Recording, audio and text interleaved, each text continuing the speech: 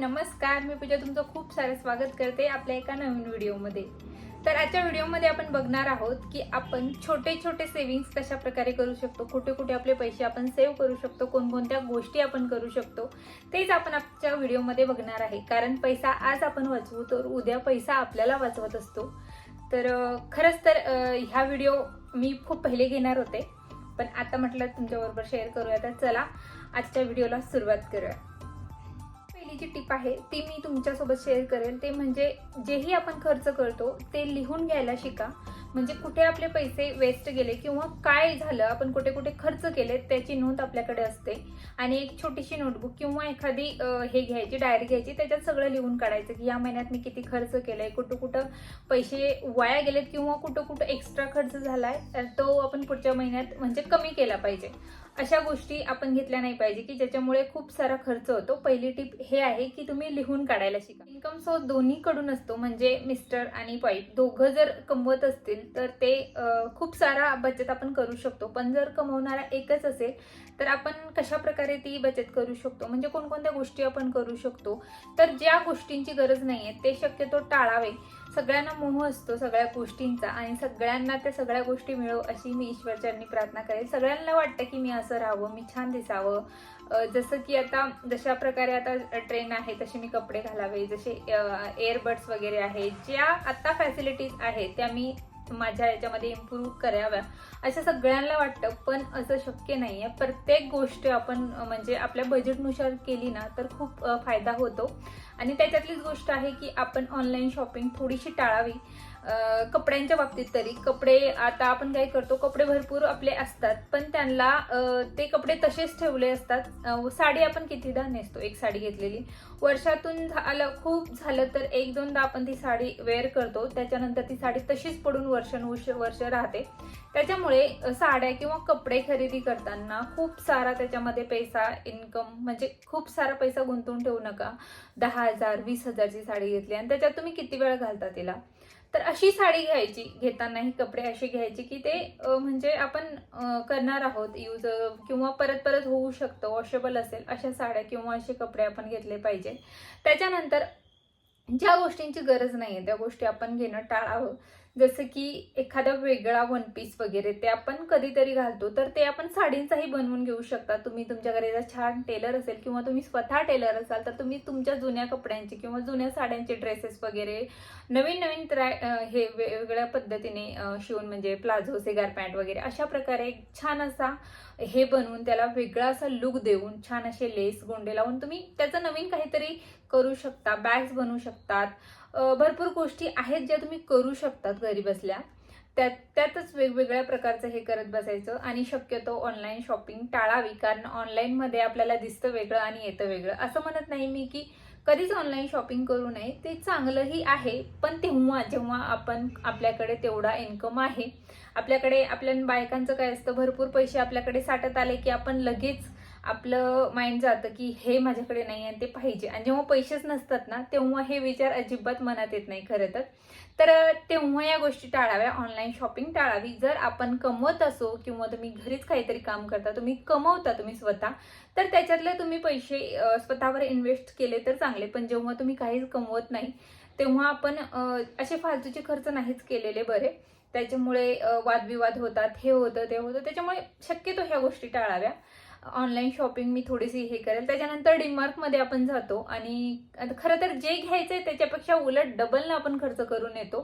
तर डीमार्ट मध्ये जाताना आता ऑनलाईन डीमार्टचं ऍप आहे, त्याच्यावरून तुम्ही घरी मागवू शकता। तर ते ऍप घ्या, त्याच्यात काय 1000 रुपयाचं हे आहे वाटतं, 1000 रुपयापर्यंत तुम्हाला शॉपिंग करावी लागते असं काहीतरी अट आहे। कारण मी आजपर्यंत तरी केलेलं नाहीये, पण मी ऐकले। तर तुम्ही ऑनलाईन ते ऍप डाउनलोड करून जे गरजेच्या वस्तू आहे ते तुम्ही मागवू शकता, ते तुम्हाला घरीपर्यंत होम डिलिव्हरी देतील। तर तसंही करा। पण स्वतः तेव्हा आपण जातो किंवा खूप लांब जवळ असेल तर आपण जातो ऑफकोर्स, तर डिटर्जंट किंवा सोप वगैरे ह्या गोष्टी आहे बल्कमध्ये, म्हणजे 2-3 महिन्याचे एकत्र आणून घ्या। किंवा तुम्ही आता ज्यांचे मिस्टर आर्मीमध्ये पोलीसमध्ये आहे ते तर कॅन्टीन मधून परचेस करतात। तर आपण जेव्हा जातो ना डीमार्ट मध्ये, तर अशी वस्तू जे लवकर खराब होत नाही, डाळी वगैरे किंवा किराणा वगैरे सोडून बाकीचं जे आहे डिटर्जंट किंवा फिनाईल, घरातले जे लिक्विड वगैरे, हँडवॉश, हे गोष्टी बल्कमध्ये आणून ठेवल्या तरी चालतात 2-3 महिन्यासाठी. कारण आता पावसाळा आहे, ते आणलं तरी ते राहतं 2-3 महिने तरी आणि ते खराब होत नाही. तर ह्या गोष्टी आपण एक्स्ट्रा आणल्या तरी चालेल. पण आपण ते सोडून, आपला किराणा सोडून जेव्हा आपण तिथे जातो, वेगवेगळ्या प्रकारच्या सँडल्स असतात, शूज असतात, ड्रेसेस असतात, टॉप वगैरे ह्याच्यामध्ये जास्त इन्व्हेस्ट करतो. किंवा एखादा हे आहे तिथं वेगवेगळे प्रकारचे हे लावलेले असतात तिथं. बघा, मुलं आपण जेव्हा काउंटरवर येतो ना बिल करायला, तेव्हा काउंटरवर त्यांनी व्यवस्थित पैकी चॉकलेट्स ह्या गोष्टी लावलेल्या असतात. का? मोठेही जसे मोहून जातात ना, लहानांसाठी त्यांनी तसं केलेलं असतं की लहान बाळ तिथं आलं काउंटरवर घेऊन आपण येतो आणि ते नंतर मुलं ते सगळ्या गोष्टी बघून मुलं थांबतात का? नाही थांबत, अजिबात नाही थांबत. त्यांना त्याच्यातलं एखादं तरी चॉकलेट्स किंवा काहीतरी तुम्हाला घेऊन द्यावं लागतं, मगच ते शांत होतात. मग त्यांनी त्या हिशोबाने तसं ठेवलेलं असतं. जसं लहानांसाठी तसं मोठ्यांसाठी तसे मोहूक आपण मोहन जाऊ, तसे अशी गोष्टी काही ठेवलेल्या असतात की ज्या आपण आपल्या घरात असतात तरी आपल्याला घ्यायची हे मोह निर्माण होतो. त्याचप्रमाणे जेव्हा आपण बाहेर जातो, तर डीमार्टला जातो शॉपिंगला, तर आपल्या बॅग्स आपण कॅरी केल्या पाहिजे सोबत. कारण तिथं बॅगसाठी आपल्याला एक्स्ट्रा पैसे द्यावे लागतात. ते काय त्यांच्याकडून फ्री वगैरे बॅग देत नाही. त्याच्यामुळे आपल्याला बॅगसाठी जे पैसे आहेत ते वेस्ट जातात आपले. त्याच्यामुळे जेव्हा आपण बाहेर जाऊ शॉपिंगला, तर आपल्या बॅग्स वगैरे एखादी मोठी अशी बॅग आपण सोबत नेली तर ती चांगलंच. तिथे आपले थोडेफार पैसे वाचतात. त्याच्यानंतर पॅकिंगचं सामान घेण्यापेक्षा बल्कमध्ये, म्हणजे जेव्हा लूजमध्ये सामान घेण्याचा प्रयत्न करायचा, म्हणजे त्याच्यातले पॅकिंगचे जे एक्स्ट्रा पैसे असतात ते म्हणजे कट होतात, मायनस होतात आणि आपल्याला जी प्राईज आहे त्याच्यामध्येच ते आपले जे कडधान्य वगैरे असतात किंवा काही आपण साखर, ह्या सगळ्या गोष्टी आपण बल्कमध्ये घेतल्या किंवा लूजमध्ये घेतल्या त्या चांगल्या. त्याच्यानंतर मी म्हणेल की जेव्हा आपण बाहेर जातो, छोट्या मोठ्या गोष्टी किंवा कुठेही आपण जातो, तर आपण पाण्याची बॉटल, आपली मुलं असतील, पाण्याची बॉटल आणि छोटासा त्यांच्यासाठी खाऊ नेला पाहिजे सोबत. कारण मुलांना कुठे भूक लागेल, कुठं त्यांना काय त्यांचा मूड स्विंग चेंज होईल हे सांगता येत नाही. त्यांना भूक लागली की आपण बाहेरचं मग काहीतरी घेऊन देतो, त्याच्यापेक्षा आपल्याकडे डबा असेल तर आपण त्यांना देऊ शकतो आणि ते पौष्टिक पण असतं घरचं आणि तेवढेच पैसे वाचतात. आणि आपण पाण्याची बॉटल नेली तर 10-20 रुपये पाण्यासाठी आपल्याला एक्स्ट्रा खर्च करावे लागत नाही. आता तुम्ही म्हणणार की 10-20 रुपये काय होतं, तर आपण थोडे थोडे करून जेव्हा पैसे वाचवतो तेव्हाच पैसे वाचतात ना. तर आपण भाजी घ्यायला जातो, तर पहिले आखून ठेवायचं की ह्या हप्त्यात आपल्याला कोणकोणत्या भाज्या करायच्या आहेत किंवा आपण आपल्या घरात कोणकोणत्या भाज्या जास्त करून खाल्ल्या जातात, त्याप्रमाणे 1-2 भाज्या घेऊन यायच्या. दररोज म्हणजे आपल्या दारावर वगैरे भाजीवाला कोणी येत असेल तर ते छानच, कारण ते एकदम ताज्या तवाने असतात आणि ते घ्यायला वाटतं असं की घेऊन बनवावं तरी.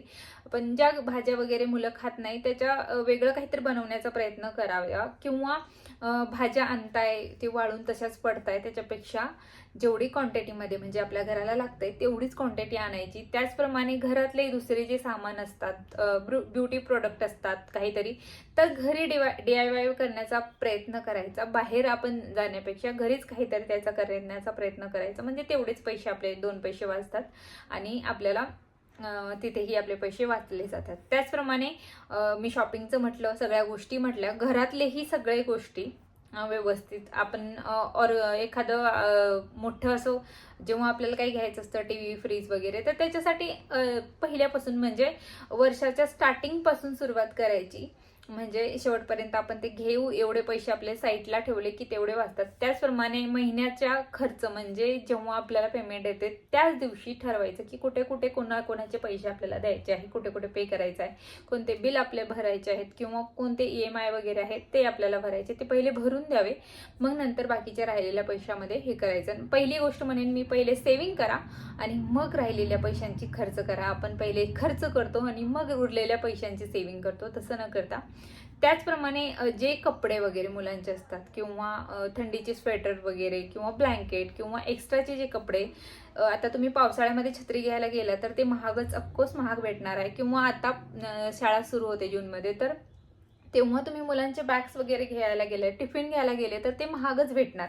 तर आपण म्हणजे ते सीझन सुरू होण्याच्या अगोदर किंवा अधिमध्ये हे गोष्टी घेऊन ठेवल्या ना, तर त्या आपल्याला कुठेतरी डिस्काउंट आपल्याला भेटतो. कारण उन्हाळ्यामध्ये छत्रीची गरज नसते, तेव्हा आपण छत्री घेऊन ठेवली तर ते ऑफकोर्स त्याची प्राईस थोडी कमी मिळणार आहे. आता तुम्ही घ्यायला गेले 300-400 रुपयेला छत्री तुम्हाला दाखवणार.